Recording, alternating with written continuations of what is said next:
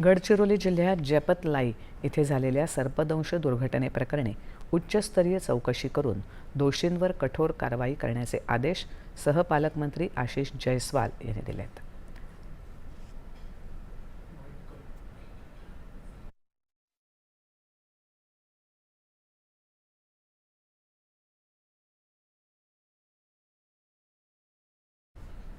जयस्वाल यांनी आज घटनास्थळी जाऊन पाहणी केली, तसंच अधिकाऱ्यांकडून घटनेची माहिती घेतली। भविष्यात अशी घटना होणार नाही यासाठी निश्चित नियमावली केली जाईल आणि आश्रमशाळांमधल्या विद्यार्थ्यांच्या सुरक्षेसाठी उपाययोजना केल्या जातील असं ते म्हणाले।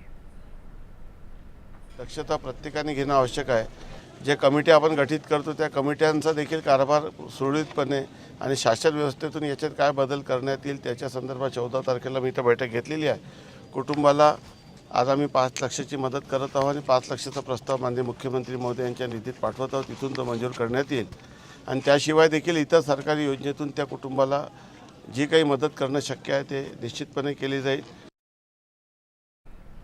जयस्वाल यांनी मृत विद्यार्थिनींच्या कुटुंबियांचं सांत्वन करत प्रत्येक कुटुंबाला 5 लाखाची मदत जाहीर केली।